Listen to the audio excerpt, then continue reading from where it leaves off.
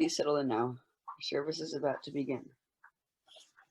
Good morning, everyone, and welcome to the Unitarian Universalist Congregation of the South Jersey Shore, welcoming and inclusive faith community. Thank you for joining us. We who bring a teaching of hope, we who bring a saving message.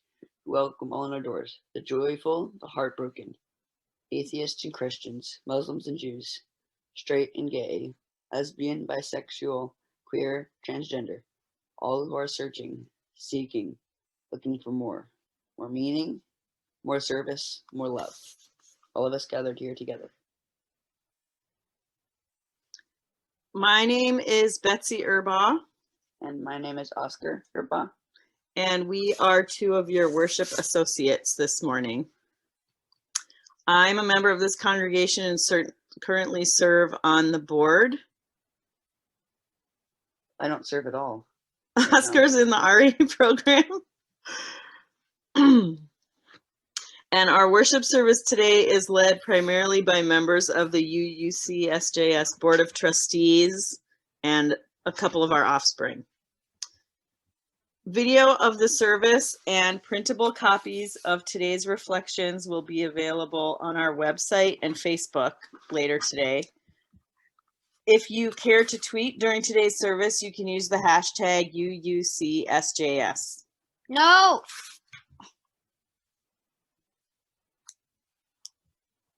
If you are hard of hearing, closed captioning of the entire service is available on the YouTube recording that will be posted this afternoon.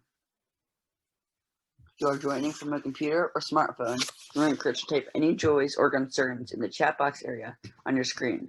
In most platforms, it can be accessed by a chat icon at either the top or bottom of the page.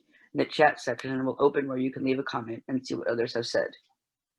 Please remember that this video will be on the internet, so do not share information best kept private. Welcome to worship.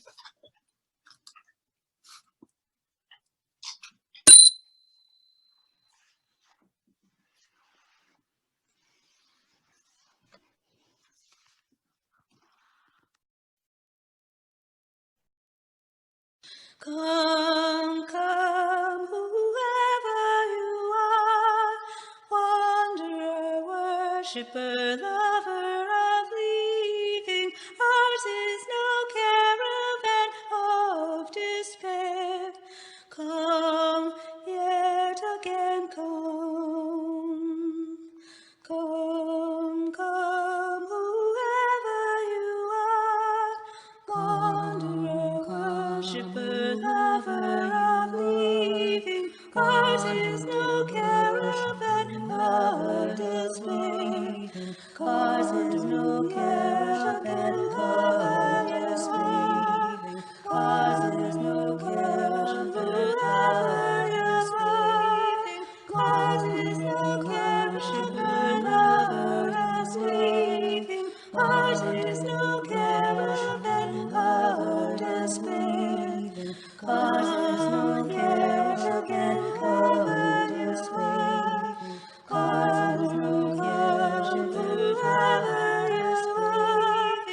Ours is no caravan of despair. Ours is no caravan of despair.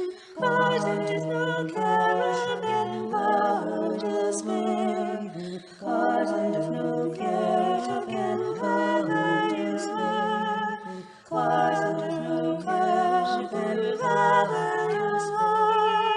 Ours is no caravan of despair. Ours is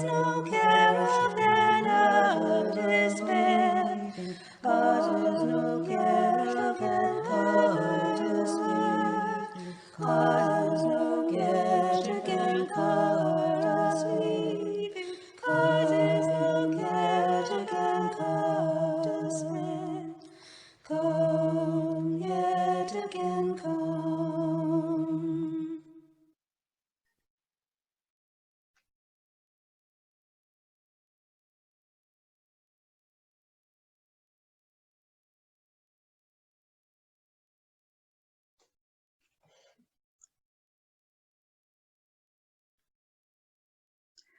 My name is Angela Wexler. and I'm also a worship associate this morning. I've been a member of this congregation for 10 years and presently serve as secretary of the Board of Trustees. Welcome you who come in need of healing. You who are confused or have been betrayed. Welcome with your problems and your pain. Welcome to your joys and your wonderings. Welcome your need to hope, your longing for assurance. Instead of answers, here you may find safety for your questions. Instead of promises, you may find community for your struggles, people with hands and hearts to join you in engaging the challenges and changes of our day. We will now light the chalice. Our chalice lighting words are from Reverend Scott Walker.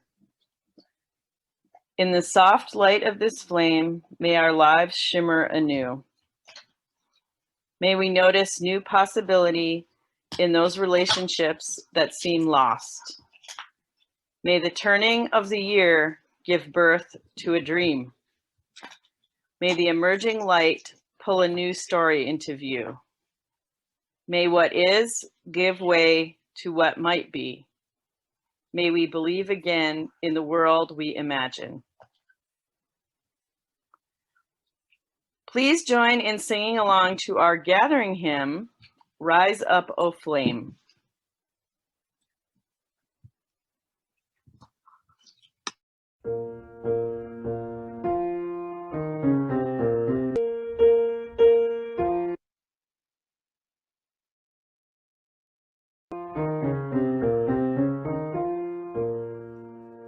Rise up, O flame, by thy light glowing. Show to us beauty, vision, and joy. Rise up, O flame, by thy light glowing. Show to us beauty, vision, and joy. Rise up, O flame, by thy light flame, by thy light beauty, vision and joy. Rise up, O flame, by thy light flame, by thy light beauty, vision and joy. Vision and joy. Rise up, O flame, by thy light glowing. Show to us beauty, vision and joy.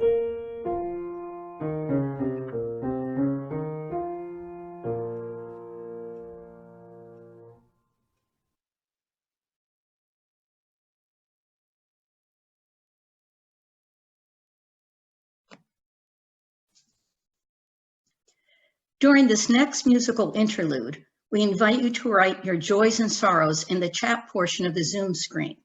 The icon will either be on the top or bottom of your screen and will allow you to enter text into the panel where others can see it. At the end of the musical interlude, I will read what you would share with the congregation. Please remember that a recording of today's service will be available on the internet. So as a reminder, please do not share things that ought not to be posted on the internet for eternity.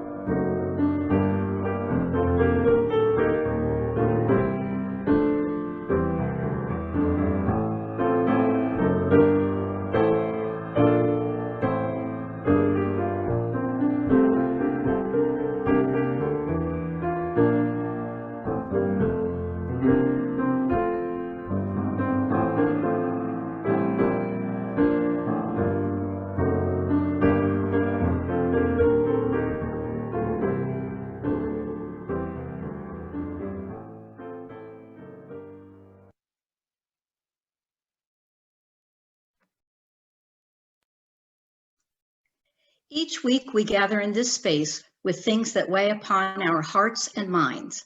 Some bring us joy we wish to share with others, and some bring us sorrow that weigh heavy upon our hearts. I will now read what joys and sorrows you would share with this community. Tracy writes, I am happy that I had a long holiday break, but now have to return to in-person teaching. I hope that I continue to be healthy as I wait for a vaccine. So do we. Patty writes, Ellie and I share a great joy in our new home in Sicklerville, New Jersey.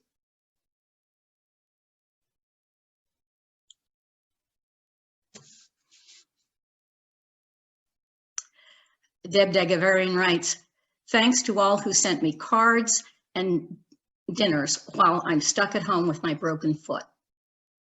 And Sheila has a sorrow. My aunt passed away. Her aunt passed away.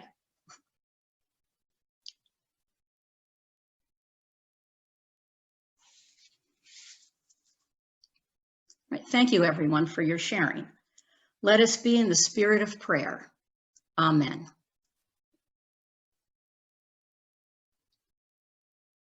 Whoop, we have a few more here. Betsy writes that Oscar's happy 2020 is over and it's a new year. And Steve writes, happy to have more vacation with Yvette.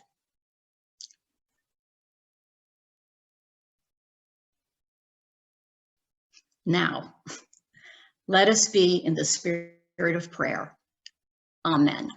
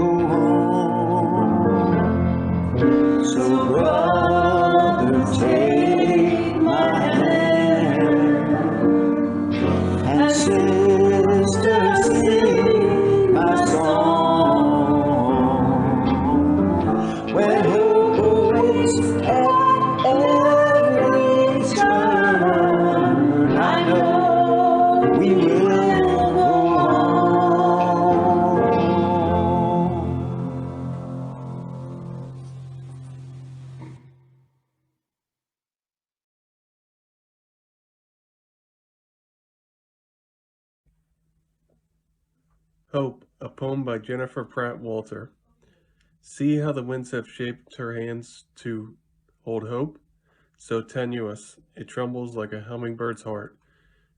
She gently carries hope to a nest in the midst of the maelstrom and tilts it into a bowl of tiny feathers and mosses. Hope is so hard to cut. She might need your help when it seeps through the cracks of her fingers. Place your hands like this around hers. Together it can be done. When it hatches, when the nest is no more, Watch the wind pick up hope and lay it softly into the welcome of unpraised palms.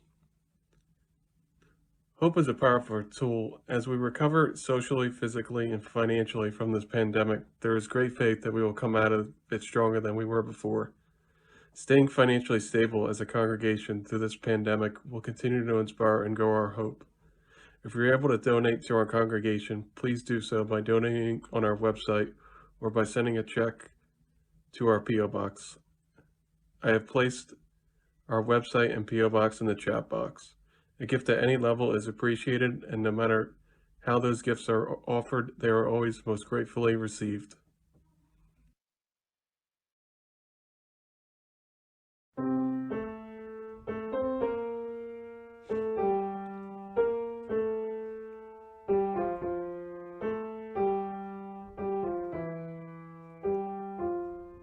From you I receive, to you I give. Together we share, and from this we live.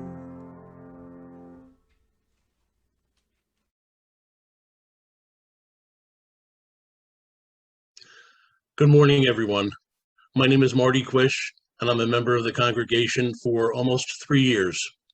I currently serve on the Board of Trustees, am a member of the men's group, the soup kitchen, and the our group interweave. Our reading today is from Michael A. Schuler. The Reverend Dr. Michael A. Schuler is a parish minister of the First Unitarian Society of Madison, Wisconsin. And it's titled, "Let Us Pause Now to Look Inward."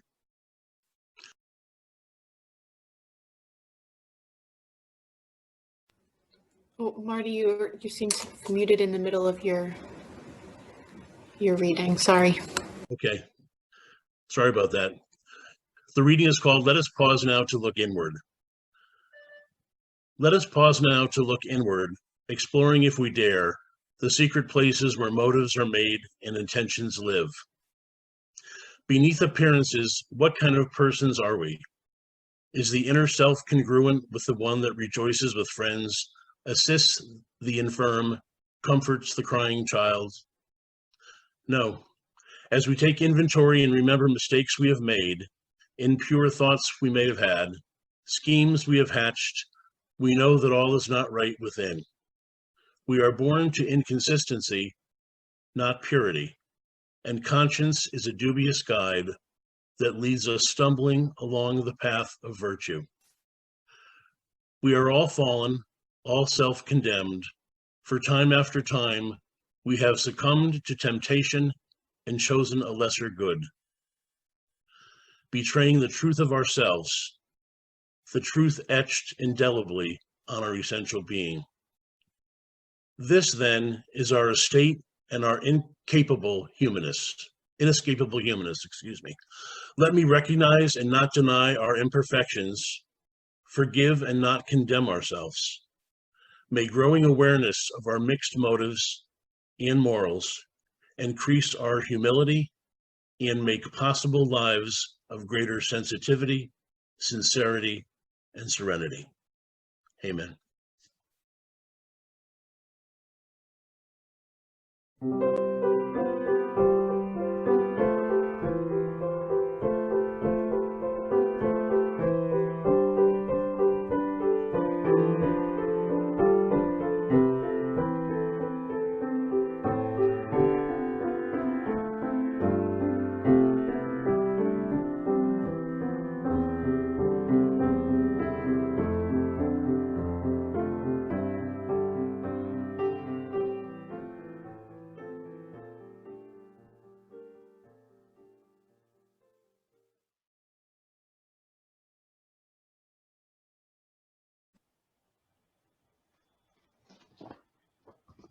My name's Kit Marlowe. I'm board president of the congregation.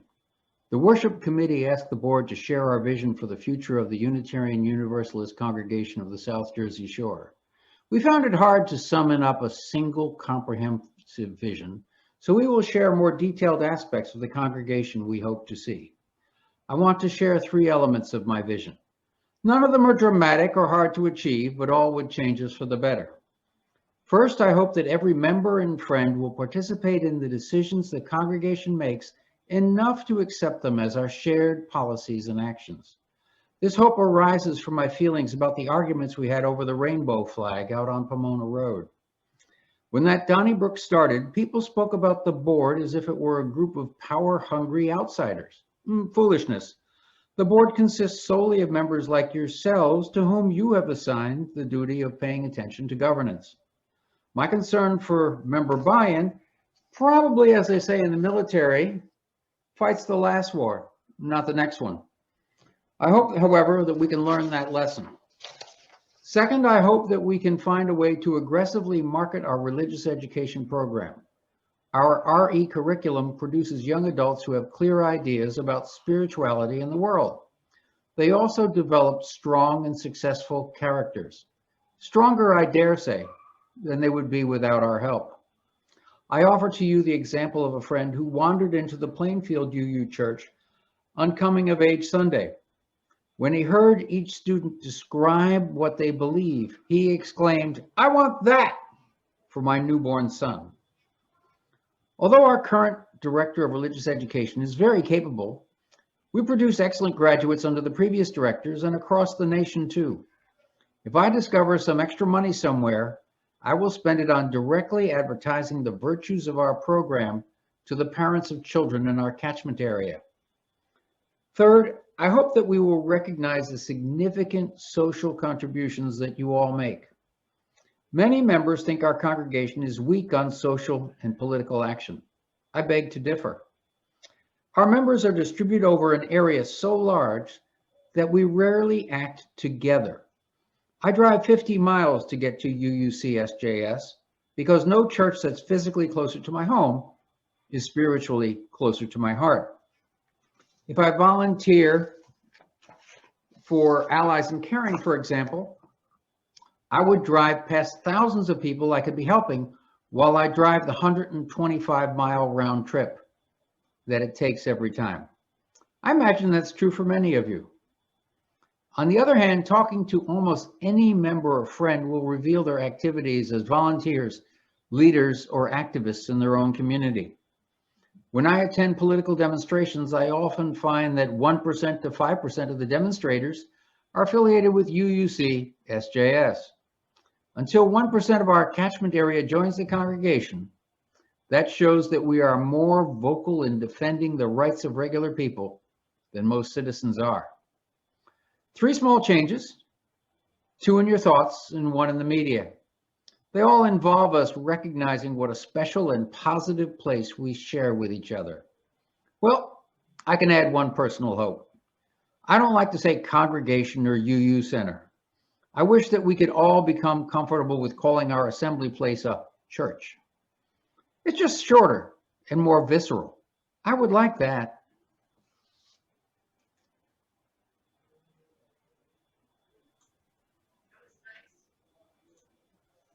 Thank you, Kit. That was a great 3 points that I hope people will remember as we go forth into the day.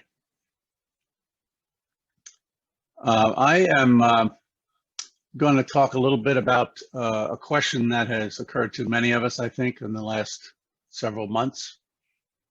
And the question is, are you zoomed out? Now, what do we mean by zoomed out? Well, we're all dealing with Zoom and Teams and Google Duo and Hangouts and FaceTimes and WhatsApps and Facebook Live, whatever it is. I'm not on Facebook, so I don't know what they call their tool. But I think people use the term Zoom as a kind of what's called a genericized trademark, like Kleenex and Velcro, Thermos, Jello. They're shorthands that we've adopted over the years as we've as a society come to regard these things as ubiquitous. After all, it's a lot easier to go into Michael's Crafts and say, I'd like some Velcro, than if you walked in and said, I'd like a fastener containing 2 components, a lineal fabric strap with tiny hooks that could mate with another fabric strap with smaller loops attaching temporarily until pulled apart. It's a lot easier to say Velcro. So as I said, these meetings have become ubiquitous, and here we are in one with its attendant technical hiccups. Patty and I work at home full-time, sometimes more than full-time. And we have these meetings all day. We have to close our doors, our office doors sometimes, because we interfere with each other. But I can assure you, we both are feeling zoomed out. Now, when I Googled that, I sort of came up with it in my own head, but then I decided to Google it and see if there's a formal definition of it. And it's funny, on the Google page, when I Googled zoomed out, up in this order came these three definitions, or these three articles. The literal definition: to adjust the lens of a camera, to adjust its lens so that the image seems to be smaller and farther away. Well, there's Jess, she's small and far away. And there's Angela, she's small and far away, and et cetera, et cetera. The second search term that popped up is one that those of us of a certain age can recall: a malleable term commonly used to describe a type of psychedelic trip, a deep meditative state, or an out-of-body experience. Interesting, but I passed on that one. But then the third one referenced an article in The Guardian, which is a very interesting British newspaper I'm sure a lot of you have occasion to look at. This was an article by Eleanor Gordon Smith. She's a writer and ethicist from Princeton University. And the title of her article was, "How Can We Politely Tell People We'd Rather Not Chat?" Let me read a couple paragraphs, short paragraphs from this. "A therapist friend explained to me that for some people, being watched by multiple eyes for long stretches of time can just wring out your adrenal system. It's too many points of view to inhabit at once.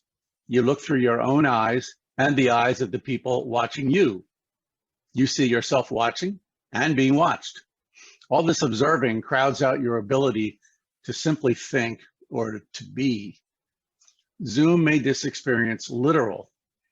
Most of our days now are spent watching ourselves being watched, bent like a digital narcissus over thumbnails of our own faces, learning just how painfully oxymoronic it is to try to appear unobserved. That self-consciousness is exhausting." Now she mentions Narcissus, which I will share with you in case you don't recall who Narcissus is. I believe it was a Greek god. But what's the problem in this picture? Narcissus is so taken with his own reflection in the stream that he can't even appreciate all the beauties of nature surrounding him. The single tree off to his left, the beautiful meadow and sunlight in the background, even the babbling brook, which he could be swimming in, but then he would make too many ripples and he wouldn't be able to see his own face. To say nothing of the beautiful redhead who's admiring him close up there. So what's the problem? We're satisfying our basic intellectual needs, but what's wanting is our need for connectedness. Contrast a Zoom meeting to an in-person interaction. There's all these things that we cannot accomplish in electronic gathering. A brief one-on-one side chat, a personal sharing that's not forced, a light touch on the arm of your neighbor to signal empathy, a half smile or a wink shared privately across the room. In short, the emotional needs met by an in-person gathering, be it 2 or 200 participants, is lacking. Also, and this is important for our congregation and where we find ourselves right now, who are we missing in our Zoom get-togethers? I'll give you a moment. Just think about the UUCSJS members and friends whom you are not seeing on Sundays or in your committee meetings. Have you managed to preserve your ties to them? I'll admit, I certainly haven't, and I regret it. So what does this have to do with my vision for our church to adopt Kit's shorthand, which I agree with? Let's say, well, what is a vision? As we came to this assignment, I asked myself, what vision do I want to see for the church? And here's a very straightforward definition from a fellow named Sanjeeva Wirawarana. Vision is the ability to close your eyes and imagine a future that does not yet exist. It is the ability to see beyond the mess that may be in front of you, to abstract away from it, to clean it up, and see a hopefully better future that does not yet exist. So keeping that simple definition in mind, my vision for UUCSJS, when I close my eyes and reflect, is simply to be able to regather our in-person community. Janet Longo's seductive smile as she effectively ropes me into signing up for another worship leader week. These are the things that I'm missing. Victor Main's hearty laugh as he stands in coffee hour wearing his surfer wetsuit, which I think is really a Spanx outfit. A quiet moment shared with John Seawright out of the hustle of the sanctuary where we can hear each other clearly. Or listening to Don Dreby ramble on in the men's group about the wonders of unlimited free golf. Or sampling the creative, healthy, and maybe a few not so healthy dishes at one of our wonderful potlucks. Or maybe elbowing Kit in the ribs and asking, what's under that hat anyway? So there's nothing earth-shaking or thank you, about my vision. I simply long for us to get back in the building and reestablish community. Will the rest take care of itself? No, not at all. Just remember what Kit said. We have lots of work to do, but that load is lightened when we are all face to face. Janet Longo will follow me now with her personal vision for UUCSJS. Thank you for your participation this morning.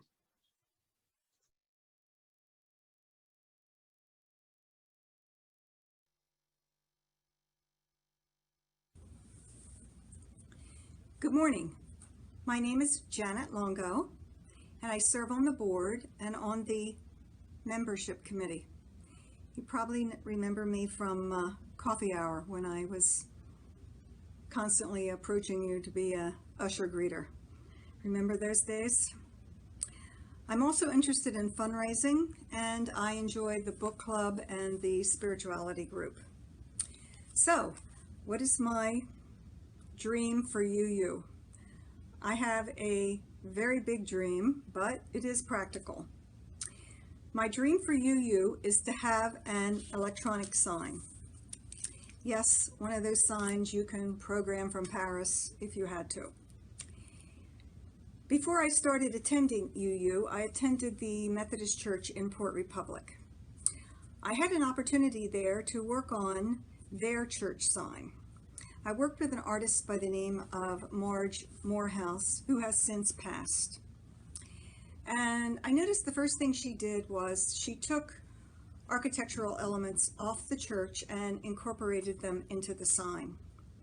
She used the stained glass that was on the building, and also she took dental molding off, and there were like 3 or 4 other things she incorporated into the sign that we were working on.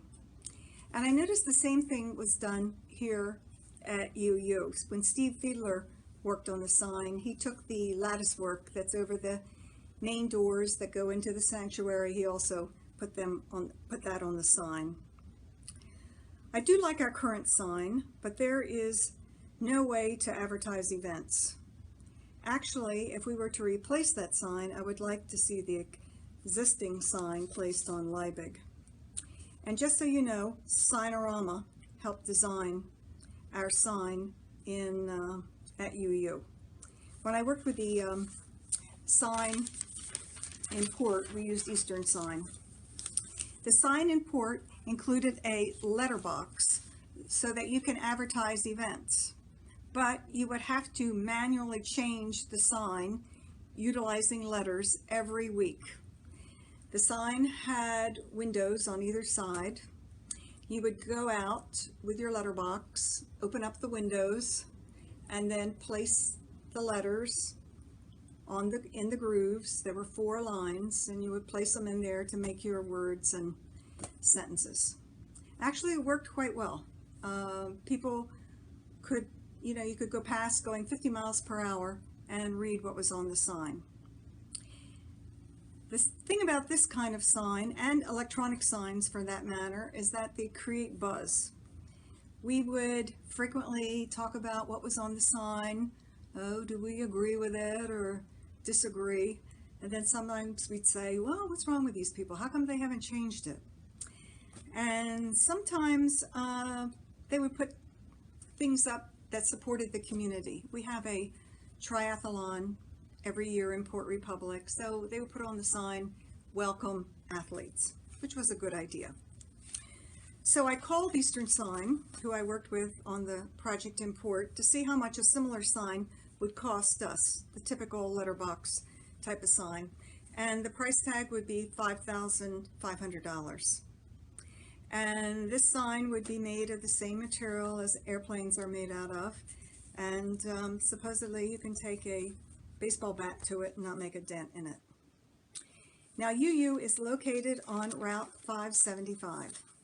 This is a highly traveled road. So we're missing out on a major means of advertising our events. Let's face it, we're interested in growth. So let's talk about electronic signs. According to Robeson Sign, now this is a big nationwide sign company in Sarasota, Florida. According to them, there is a 35% growth rate in attendance the first 6 months a sign is utilized in a strategic manner. Robeson Sign has signs in front of Christian churches, schools, businesses all over the country. And we have a couple here. Peace Lutheran has a sign. Peace Lutheran is a Robeson Sign. Peace Lutheran is located across from Pitney Tavern on Pitney Road and Great Creek. And there's another Robeson Sign over in Smithville at the Smithville United Methodist Church. It's on Shore Road, directly across from the historic Smithville Village. Also, there are two other, not Robeson signs, but there are two other electronic signs in the area that are very, very nice. There are two one-sided Stockton electronic signs on Vera Ferris Drive. And one is at either end of the drive, and those were installed by Nova Industries, located in Mount Holly. They're most likely larger than what we need, but the design is very, very nice. I think you would agree, Stockton knows how to put up a nice sign. Actually, the three sign companies, local sign companies, Signorama, Eastern, and Nova, I think they do a lot better job than the basic, as far as design, as the basic Robeson sign.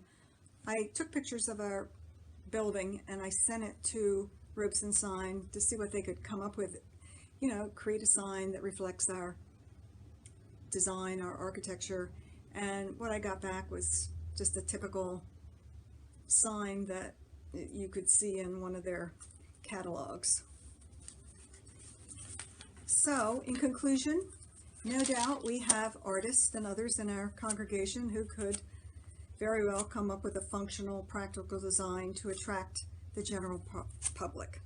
The problem is going to be the cost. All four of the signs I mentioned, the two Robeson signs and the two Nova signs, cost approximately $25,000. However, we are exploring the possibility of a grant to defray some of the cost, and when I asked Eastern Sign to give me a ballpark figure, they started at $15,000. So, if we decide to do it, it's going to take some serious fundraising. So, what do you think? Let us hear from you.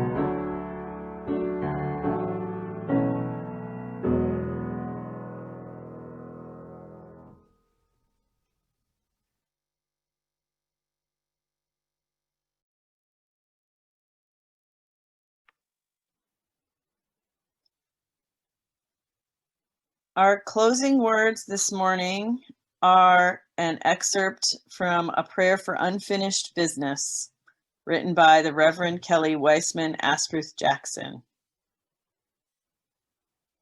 Hear my prayer. Do not curse me to perish with all my dreams fulfilled. Do not afflict me with a vision so narrow and a heart so small that all my greatest hopes could be accomplished within a single lifetime. Rather, grant me dreams so great and numerous that I might spend the fullness of my days to realize them.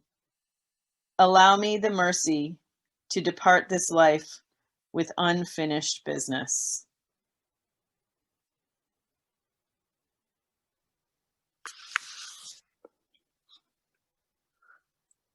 Let's read the words together for extinguishing this chalice.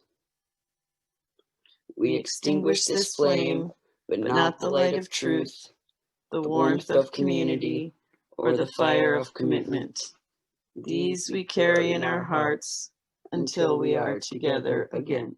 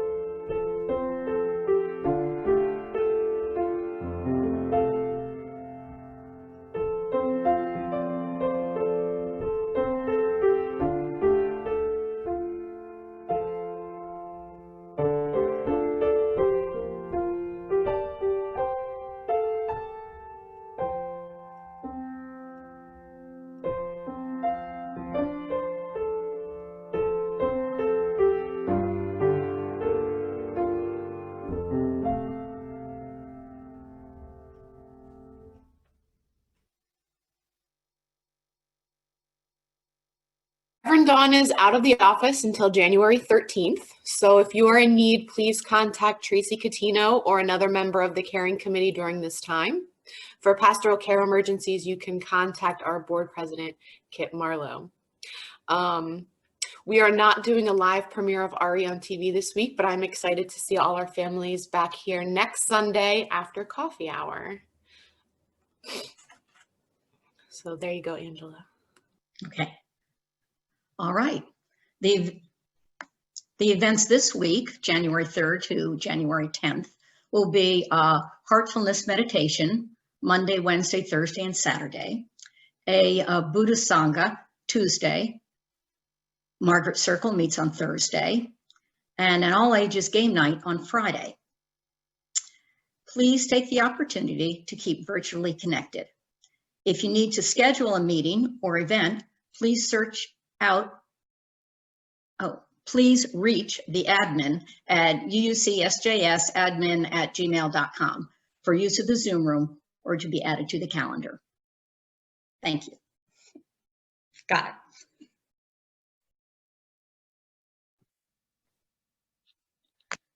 We warmly welcome all of you who are visiting us today. Please stay and socialize in our online social time so we can get to know each other better. Now let us share in a moment of silent reflection to consider today's message and the meaning it has in our lives.